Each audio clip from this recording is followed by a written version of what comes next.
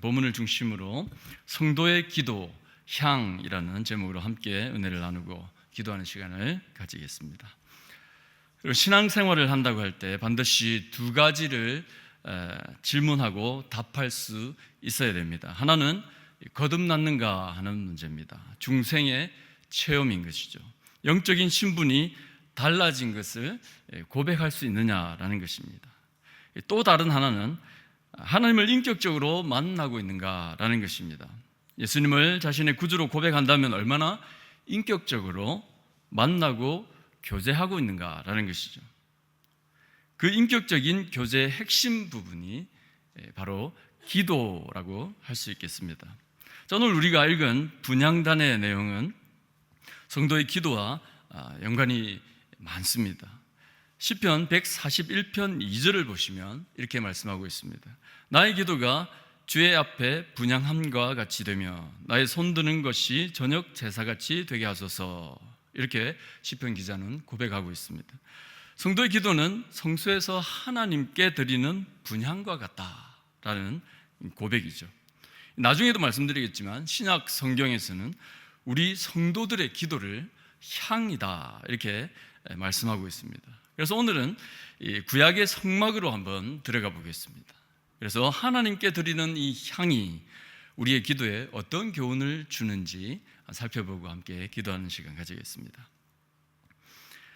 구약 성경에서 하나님께 예배를 드릴 때 제사장은 성막에서 분향을 했습니다. 여러분, 분향이 무엇입니까? 성막에서 제사장이 하나님을 향해 향을 피워 올려 드리는 것을 말합니다. 제사장은 매일 아침과 저녁 등불을 정리하면서 성막에서 향 피우는 일을 했습니다. 출애굽기 30장 7절을 8절이죠. 세 번역으로 제가 한번 읽어보겠습니다.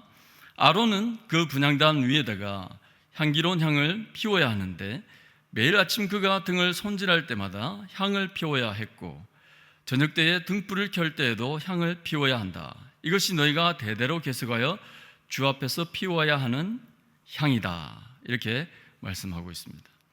제사장이 매일 아침과 저녁으로 향을 피워야 됐다는 거죠. 하루나 며칠만 하는 것이 아니라 계속해서 대대로 끊어지지 않게 분향하라고 하나님께서 말씀하신 것입니다.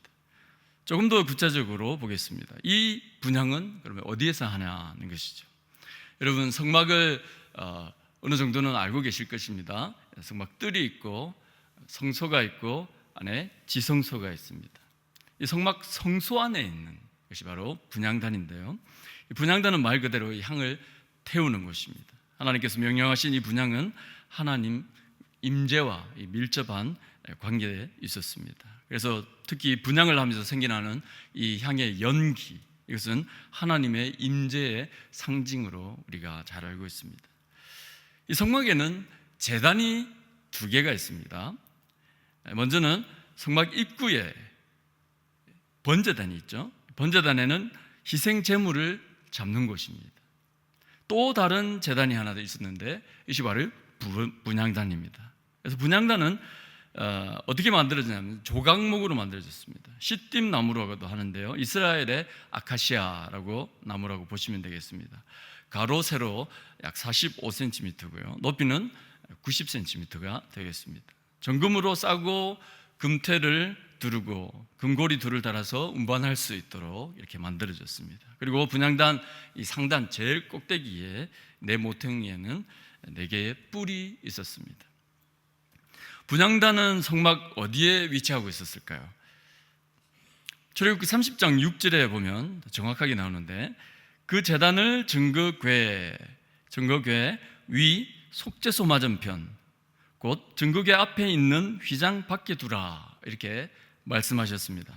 자, 이렇게 봐서는 우리가 조금 이해가 어려울 수 있는데요. 분향단은 이 성소와 지성소를 나누는 중간에 뭐가 있죠? 성소와 지성소를 나누는 휘장이 있죠. 휘장, 이 커튼 앞에 있었습니다. 이게 마주보고 있었던 것입니다.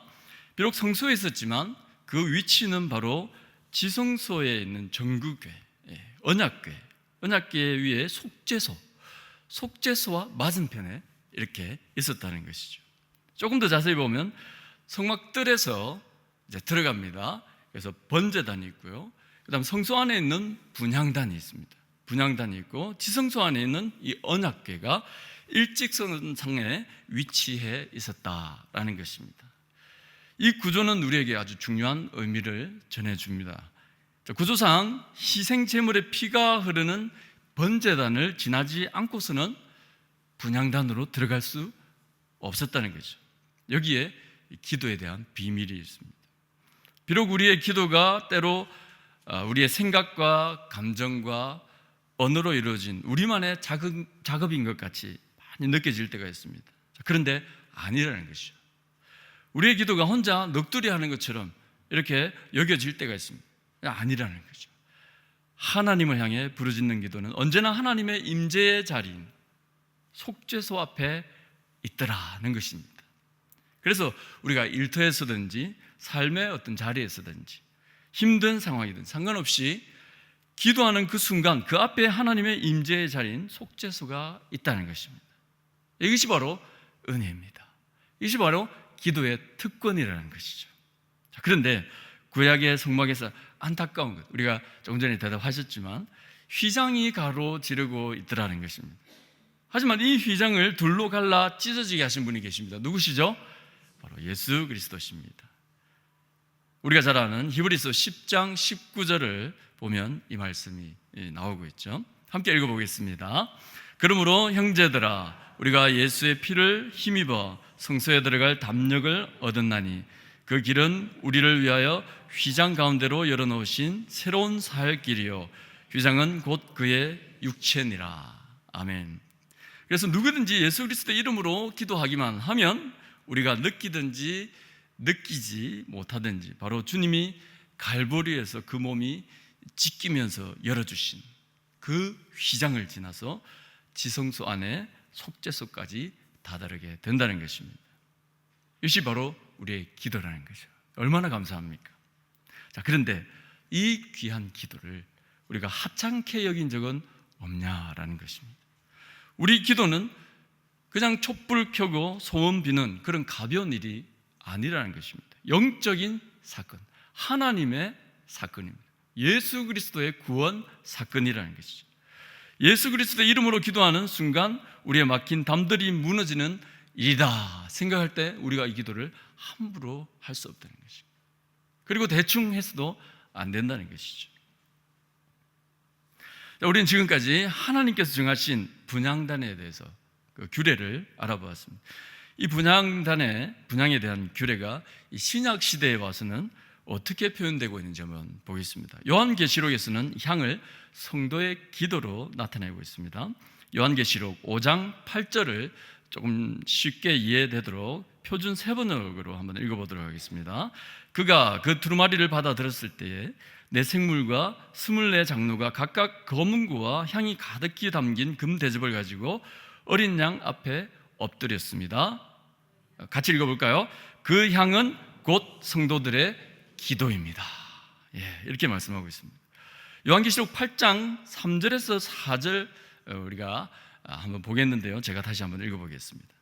또 다른 천사가 와서 금 향로를 들고 제단에 섰습니다. 그는 모든 성도의 기도에 향을 더해서 보좌 앞 금제단에 드리려고 많은 향을 받았습니다. 그래서 향의 연기가 성도들의 기도와 함께 천사의 손으로부터 하나님 앞으로 올라갔습니다. 이렇게 말씀하고 있습니다. 자, 이렇게 신약에서는 이 향을 성도의 기도다 이렇게 말씀하고 있는 거죠.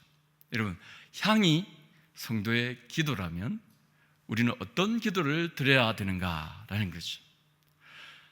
자, 여러분, 분향은 누가 했습니까? 제사장이 합니다. 제사장은 분향을 하기 전에 하나님의 지시대로 준비할 것이 많이 있었습니다. 여러분 잘 아시듯이 신약 시대로 와서는 우리가 제사장의 역할을 하고 있죠. 우리는 예수님께서 부활 승천하신 이후에 왕 같은 뭐가 됐다고요? 제사장이 되었습니다. 예수님께서 하신 직분 3가지가 있죠. 선지자, 왕, 제사장 하면 됩니다. 이제 제사장.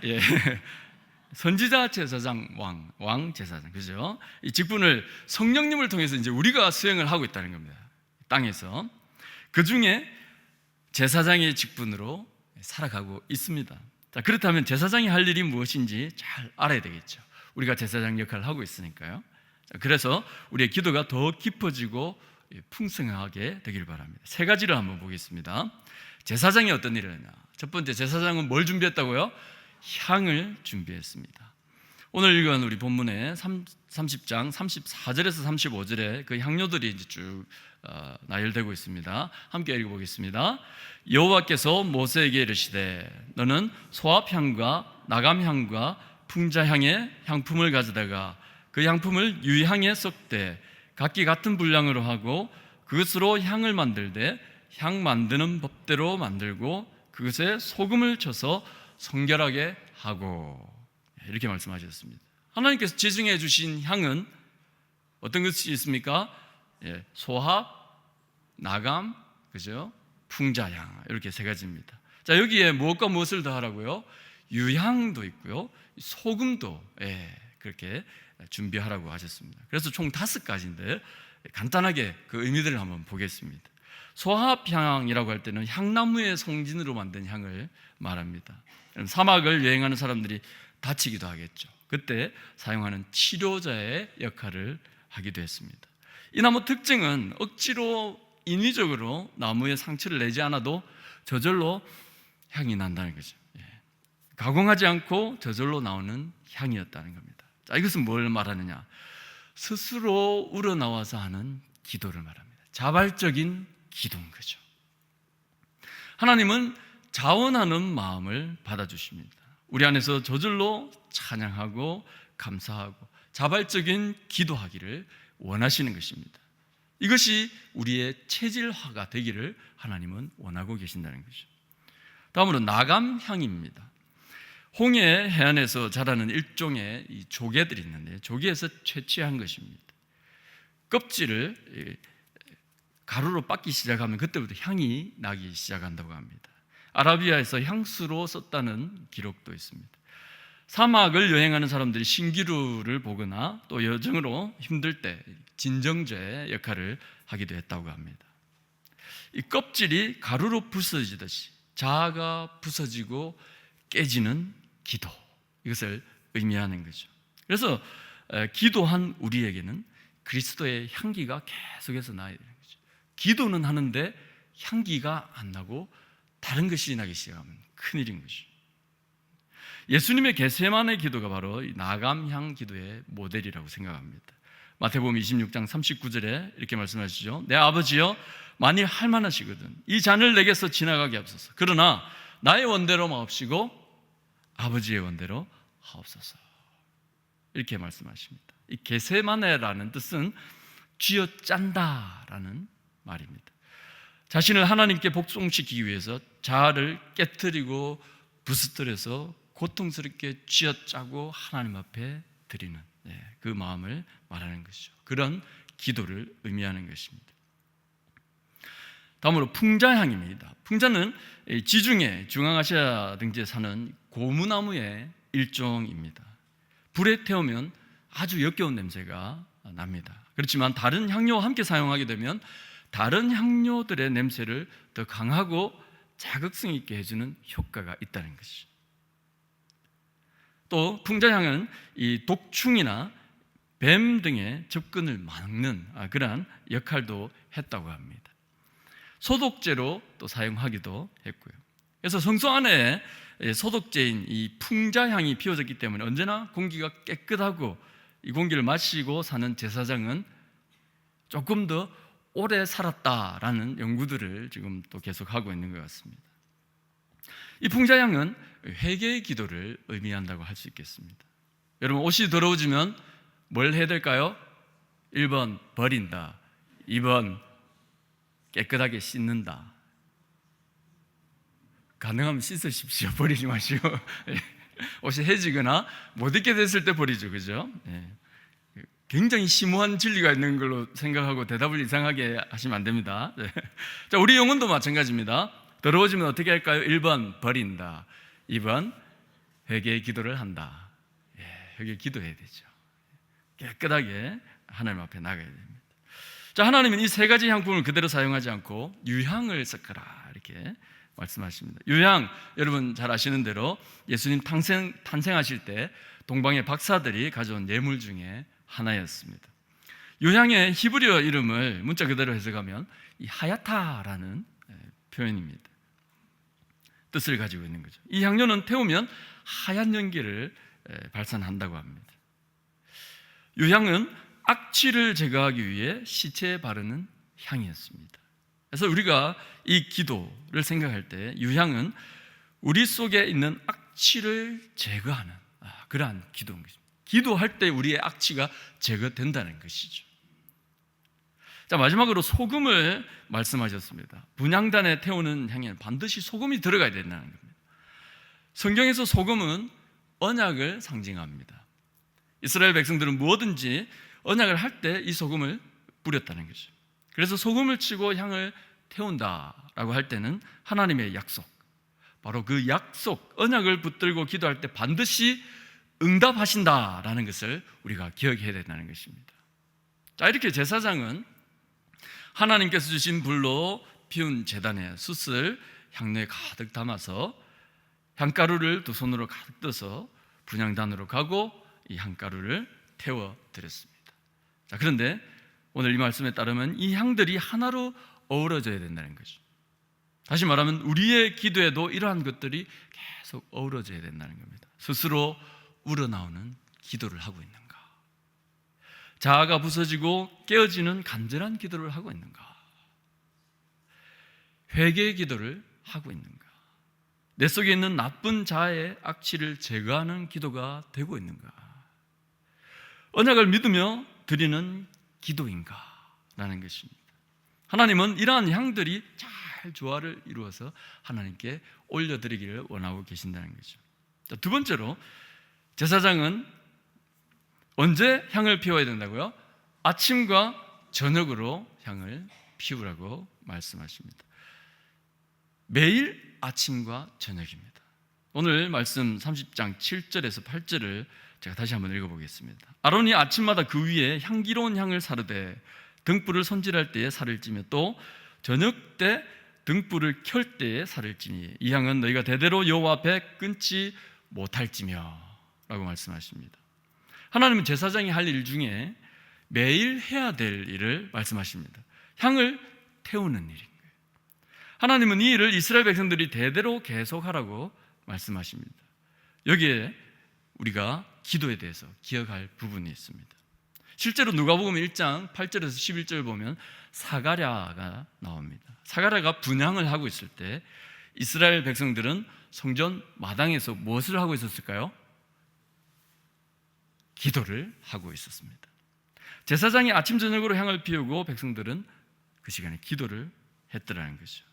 여기 두 가지 큰 의미가 있습니다. 하나는 기도는 하나님의 명령이라는 것입니다. 기도는 하고 싶을 때 하고 하기 싫으면 안 해도 되는 그런 것이 아니라 반드시 향을 태워 올려드리라는 것이죠. 제사장은 아침 저녁으로 향을 태웠습니다. 자, 그렇게 했더니 한번 상상을 해보십시오. 아침 저녁으로 향을 태웠다. 향이 태웠을 때 바로 없어지는 게 아니지 않습니까? 계속 남아 있습니다. 성소 안에는 24시간 내내 아마 향기가 가득했을 것입니다. 특히 언약궤가 있는 바로 앞에서 태웠습니다. 언약궤의 그룹 사이에 좌정하신 하나님께 끊임없이 최고의 향으로 올려드렸다는 거죠. 그리고 하나님은 이 향기를 흥향하셨습니다. 자, 그래서 다른 하나는 뭐냐면 우리의 기도는 지속적인 기도가 되어야 된다는 거예요. 끊임없이 반복되지만 매일 새롭게 또 계속해서 기도를 해야 된다는 것입니다. 이것이 바로 크리스찬들이 할 일인 거죠. 매일 하나님께 단을 쌓으면서 아침 저녁으로 기도의 향이 가득해야 된다는 것입니다. 여러분 24시간 기도해 보신 적 있으십니까? 하라고는 하지 않겠습니다. 왜냐하면 불가능에 가깝다. 문자적으로 생각하면 불가능에 가깝다. 자, 어떤 목사님은 이것을 실천하기 위해서 이렇게 하신 분도 있습니다. 사도신경 10계명 주기도문을 아침, 점심, 저녁으로 한 구절씩 외우시는 거예요. 아침에는 사도신경 제일 첫 줄, 점심에는 십계명, 일계명, 주기도문은 하늘에 계신 우리 아버지, 이렇게. 그리고 그 다음 날 되면 또 다음 게 나오죠. 그래서 계속 하면서 그걸 가지고 묵상하면서 하루 종일 지내신다라는 말씀을 굉장히 존경할 만한 내용입니다. 자, 어떤 분 보면 우리 기도하시는 분들 굉장히 많은데요, 중보기도로 이런 기도를 우리가 할 수 있겠죠. 또 어떤 분들은 보면 책을 하나 들고 다니십니다. 무슨 책일까요? 기도책. 기도 수첩을 들고 계시는 분들이 우리 권사님들, 집사님들 중에 몇 분 계시더라고요. 보니까 헤어져 가지고 굉장히 얇은 책인데 굉장히 두껍게 되어 있는. 그래서 얼마나 기도했으면 이럴까라는 생각도 해보았습니다. 자, 이런 식으로 우리가 여러 방법을 찾아가면서 끊임없이 지속적으로 한 단어를 생각하더라도 그것으로 하루 종일 묵상할 수 있는 그런 묵상 기도, 어떤 기도의 분량을 계속해서 늘려가고 매일마다 지속적으로 하는 이 기도를 하나님께서는 원하신다는 거죠. 무엇입니까? 하나님과 동행하는 기도인 거죠. 언제나 하나님 생각하는 기도가 되어야 된다는 겁니다. 자, 세 번째입니다. 제사장이 무엇을 했느냐? 불을 준비했습니다. 불. 제사장이 준비해야 될 건 불인데요, 향을 준비했다 하더라도 그것을 살 불이 없으면 아무 소용이 없다는 겁니다. 그래서 제사장은 항상 불을 준비하고 있습니다. 이때 제사장이 반드시 기억해야 될 것이 있는데, 하나님께서 지시하신 불을 사용해야 되는 것이죠. 명령하신 것 외에 다른 불을 사용하시면 안 됩니다. 여러분 잘 아시듯이 나답과 아비후의 제사를 통해 우리가 내용을 알 수 있는데요, 레위기 10장의 내용을 보시면 나답과 아비후가 각자의 향로에 하나님께서 주신 불이 아닌 다른 불로 분향하다가 여호와의 불이 어떻게 했습니까? 나답과 아비후를 삼켰습니다. 이 말씀처럼 제단의 불은 반드시 하나님께서 주신 불이 되어야 된다. 다시 말씀드리면 하나님께서 드리는 이 기도는 뭘까요? 하나님으로부터 시작한다는 것입니다. 마치 우리가 예배를 드릴 때도 우리가 그냥 시간이 되어서 하나님께 예배 드리러 가겠습니다 라고 생각하지만 그렇지 않다는 겁니다. 예배는 하나님께서 우리를 부르시는 것입니다. 초청하시는 것입니다. 하나님께서 초청하지 않으시면 우리 나올 수가 없습니다. 우리 쪽에서 계속 생각하기 때문에 내가 하나님께 나아간다라고 생각하는데 잘못된 생각이죠. 기도도 마찬가지겠죠. 하나님께서 기도하게 해주셔야 되는 겁니다. 그러면 우리가 계속해서 기도할 뿐이면 하나님 기도할 수 있도록 도와주시옵소서, 은혜를 내려주시옵소서, 여기에서부터 출발하는 것입니다. 인간의 생각과 감정과 갈망이 아닌 하나님의 뜻이 이루어지기를 바라는 기도. 제사장들이 다른 불을 사용한 것이 아니었습니다. 제단의 숯불을 사용했습니다. 이 말은 우리의 기도는 하나님으로부터 시작되는 하나님을 향한 기도가 되어야 된다는 것입니다. 자, 그런데 우리는 어떻습니까? 다른 불을 혹시 사용하지 않냐라는 거죠. 나의 욕망의 불을 사용하지 않냐는 것입니다. 나의 갈망이 앞서서 하나님보다 더 위에 있어서 기도가 엉망이 되지 않는가라는 것입니다. 내가 갈망하고 내가 사랑하는 것이 뭔지 다시 한번 돌아볼 수 있어야 됩니다. 나는 누구냐? 나는 내가 사랑하는 것입니다. 여러분이 돈을 사랑한다면 그것이 바로 여러분입니다. 여러분이 하나님을 사랑하신다라고 하면 그것이 바로 여러분입니다. 하나님을 사랑하는 예배자인 거죠. 기도 마찬가지입니다. 하나님을 향한 간구, 하나님으로부터 나온 기도, 하나님의 뜻이 하늘에서 이루어진 것처럼 땅에서도 이루어지기를 간절히 바라는 그 기도가 먼저 이루어질 때 우리가 원하는 것은 그저 덤으로 하나님께서 채워주신다는 겁니다. 자, 그래서 레위기 6장 8절에 13절을 보시면 하나님은 이미 제단의 불이 절대 끄지지 않도록 몇 번이나 말씀하셨을까요? 3번이나 말씀하고 계십니다. 자, 이것은 바로 우리의 기도에서 성령님의 도우심, 성령님이 인도하시는 기도가 되어야 된다. 충만하라는 거죠. 무엇으로요? 성령님으로 충만하라는 것입니다. 성령의 충만함은 뭡니까? 늘 성령과 동행하는 것을 말씀합니다. 그래서 성령님이 우리의 심령을 뜨겁게 하시지 않으면 우리의 기도는 향처럼 타오르지 못하는 것이죠. 성령으로 충만한 그 자세가 바로 기도하는 자세다라는 겁니다. 자, 그러면 이제 마지막으로 한번 살펴보겠습니다. 하나님은 이 향을 여호와를 위하는 거룩한 향이다라고 하시면서 개인적으로 사사로이 만들거나 사용하지 못하게 하셨습니다. 오늘 37절에서 38절을 읽었지만 우리 같이 한번 더 읽어보겠습니다. 시작. 네가 여호와를 위하여 만들 향은 거룩한 것이니 너희를 위하여는 그 방법대로 만들지 말라. 냄새를 맡으려고 이 같은 것을 만드는 모든 자는 그 백성 중에서 끊어지리라. 이렇게 말씀하셨습니다. 이 제사, 예배에서 꼭 필요한 이 향들을 하나님께서는 사사로이 만들지 않도록 하셨습니다. 그 이유는 무엇일까요? 하나님만 의지하라는 것입니다. 하나님은 지금 광야의 길을 가고 있는 이스라엘 백성들에게 이 말씀을 주고 계십니다. 여러분, 광야는 온갖 어려움에 그리고 온갖 위험에 노출된 곳입니다. 그래서 하나님께서 직접 이 광야로부터 지켜주시고 보호하시겠다는 것이죠. 동시에 하나님의 보호하심을 믿는 사람으로서 다른 어떤 것에 기웃거리지 말라는 것입니다. 오직 하나님만 보고 시선을 고정하라는 것입니다. 여러분, 상상 한번 해보시기 바랍니다. 지금 광야에 있습니다. 광야에 생활하고 있는데 진을 쳤는데 정갈이 옆에 왔습니다. 많이 왔습니다. 어떻게 하시겠습니까? 다른 걸 생각하지 마시고 F킬러를 가져온다 이런 거 하지 마시고요. 광야에는 아무것도 없습니다. 아까 그런데 뭘 사용하면 되겠습니까?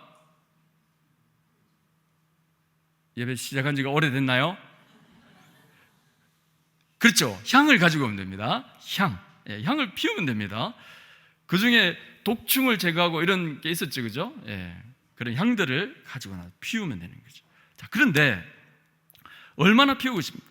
그런데 하나님은 그 마음을 하나님께 돌리라는 겁니다. 하나님께서 직접 지켜주시겠다고 말씀하고 계신 거죠.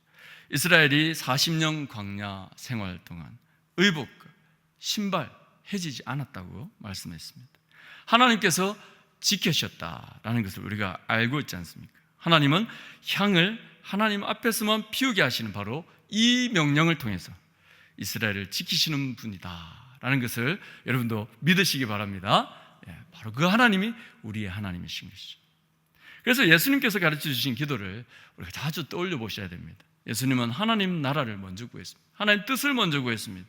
하나님만 거룩하시기를 원했던 거죠. 사탄이 아닌 하나님의 나라가 이 땅에서 흥왕하기를 구했습니다.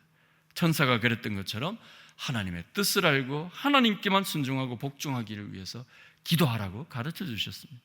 그 후에 우리의 일상을 위해서 기도하라는 거죠. 일용할 양식과 용서의 기도, 시험에서 이겨내기를 기도하라는 겁니다. 다시 말하면 우리의 기도에서 하나님이 중심이 되는 기도, 이것을 하고 있느냐라는 것입니다. 여러분, 우리 인생은 하나님이 중심이 될 때 모든 문제의 실마리가 풀릴 줄 믿습니다. 고리가 풀립니다. 우리의 삶의 예배에서도 마찬가지입니다. 개인적인 묵상에서 드리는 기도도 마찬가지입니다. 초대교회 성도들은 성경에 나오는 숫자에 매우 민감했습니다. 그래서 하루 7번 찬양했다라는 시편 말씀을 가지고 하루 7번을 그대로 하기도 하고요.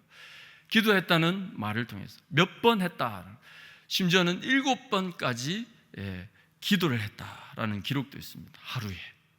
자, 물론 이것이 형식적인 것이 될 때 더 큰 문제로 이어질 수 있지만 이 정신이 중요하다는 겁니다. 그 정신을 배워야 된다는 것이죠. 오늘 우리는 구약의 성막에서 향이 바로 우리 성도들의 기도라는 것을 묵상했습니다. 성도의 향, 이 기도는 어떤 기도가 되어야 되는가? 다시 3가지로 정리하고 마치도록 하겠습니다. 첫 번째는 하나님만 의지하는 기도가 되어야 됩니다. 기도는 우리가 우리의 영광을 위해서, 우리의 사사로운 목적을 위해서 드리는 것이 아니라는 것이죠. 그러기 위해서는 예수님께서 기도하신 것처럼 하나님만 의지하는, 하나님 뜻을 먼저 구하는 기도가 되어야 됩니다. 두 번째로 지속적인 기도가 되어야 됩니다. 기도의 향이 끊이지 않아야 된다는 것이죠. 크리스천에게는 기도는 선택이 아닙니다. 필수입니다. 기도는 하나님의 명령입니다. 반드시 올려드려야 될 향인 거죠. 그래서 우리 그리스도인들의 가장 큰 특징을 말하라고 하면 기도하는 사람이다 라고 할 수 있습니다. 이것은 목회자든지 직분자든지 평신도 모두에게 해당되는 말입니다. 종교개혁자 마틴 루터는 이렇게 말했습니다. 신발을 만드는 사람이 신을 만들고 제단사가 옷을 만드는 것처럼 그리스도인들은 기도가 매일의 직업이 되어야 된다. 기도가 우리의 직업이 되어야 된다는 겁니다. 기도는 반드시 해야 되고 매일 몇 시간 반복하고 끊이지 않도록 해야 된다는 거죠. 왜 그렇습니까? 기도는 우리 영혼의 호흡이기 때문입니다. 세 번째로 많은 향의 기도가 되어야 됩니다. 향을 만드는 과정에서 우리가 교훈을 받았습니다. 향이 하나로 어우러져서 기도의 향을 드린 것을 우리가 기억합니다. 어떤 기도를 삶에서 드려야 되는가? 스스로 우러나오는 기도, 자아가 부서지고 깨어지는 기도, 회개하는 기도, 내 속에 있는 나쁜 자의 악취를 제거하는 기도, 하나님의 언약을 믿으며 드리는 기도가 되어야 되는 겁니다. 하나님은 이러한 향들이 잘 조화를 이루기를 원하시는 것입니다. 자, 이러한 기도가 우리의 예배에서 우리의 삶에서 지속적으로 반복되고 실천되고 영적인 습관이 되고 패턴이 되어서 루틴이 되고 리듬이 되어서 정말로 왕 같은 제사장으로 오늘도 그리고 우리의 남은 일생도 기도로 승리하는 우리 모두 되기를 주님의 이름으로 소망합니다.